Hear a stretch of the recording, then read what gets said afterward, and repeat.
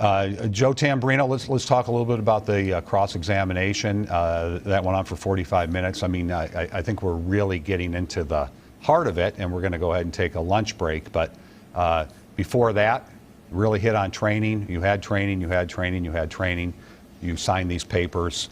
Talk about the cross-examination. More importantly, talk about how Kim Potter handled it. Well, the cross-examination so far is being very effective, in part because the direct examination was only 45 minutes. Right now, the cross-exam is exactly as long as the direct.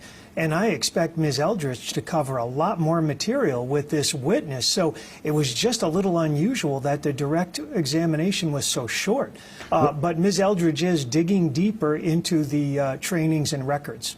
You know, maybe, and I don't know what's in the defense team's head, but maybe part of it is, do they want to give the impression that, hey, she explained what happened, now you understand her reasoning, and make the prosecution be the ones that have to go ahead and attack more of it?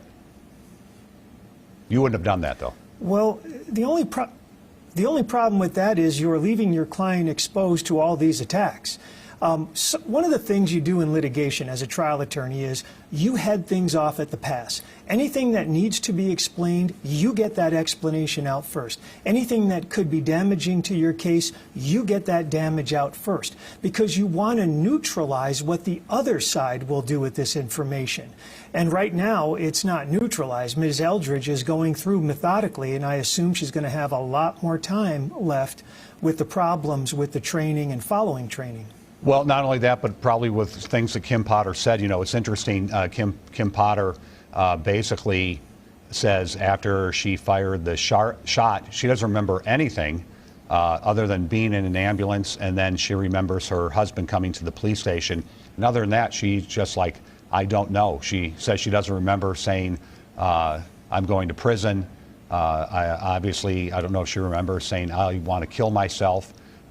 I mean, that's her defense is, you know, I just was so distraught, I don't remember a thing.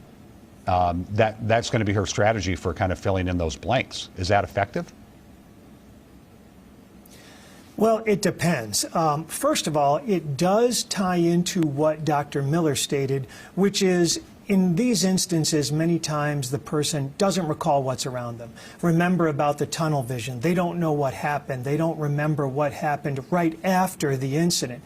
However, it does expose the person, the witness, to some attacks by the prosecution. Because I'm sure Ms. Eldridge will question her, well, the reason why you said I don't want to go to prison is because you felt guilty. You knew you did something wrong or against the law.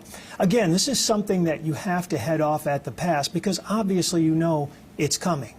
Yeah, and more is coming, we imagine, afterwards. And maybe they'll have a chance to talk about that in the course of the next hour.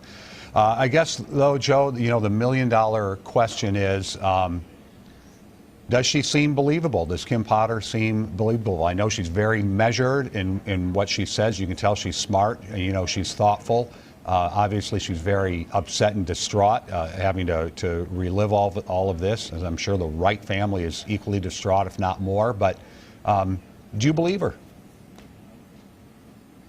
She does seem believable thus far. We have to see what else the cross-examination does. And we all have to remember this. She could still be believable, but if the prosecution is able to point out that though she believed what she's doing was completely correct, if she was reckless, if she had no disregard, if she had disregard for the safety of others, they could still get a conviction. Let me ask you a point of law on that. The prosecution brought up this witness. His name is Seth Stoughton. He used to be a cop for 7 years. Now he's a law professor at the University of South Carolina. He's their expert witness. They paid him to come up and testify. And when he said in testimony, obviously this woman did not intend to pull her gun. Every juror in there was writing that down on their pads.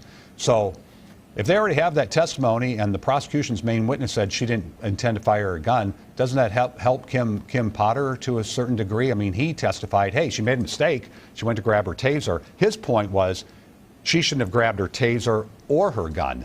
That's got to be a bit of a conflict point for the jury to sort out. it is going to be difficult. In one hand, it does help the defense because clearly no one thinks she wanted to grab that gun. The issue has always been, remains, and will stay one of recklessness. The prosecutor has to prove beyond a reasonable doubt that she completely disregarded the rights and safety of others by acting recklessly. And reckless is more than just mere negligence, more than, well, you should have known better. It's knowing that there are risks and still deciding to do the action. Interesting. All right, Joe, we're going to go ahead and take our break with them, but want to let people know that we will continue our coverage of the Kim Potter trial and the shooting of Daunte Wright. When the jury comes back, the judge usually takes about an hour. That would give us to about 1:35, and we will continue that coverage on both platforms, both WCCO TV and CBSN Minnesota. And if you'd like to see extended coverage now of some of Kim Potter's testimony, we will have that for you right now on CBSN Minnesota.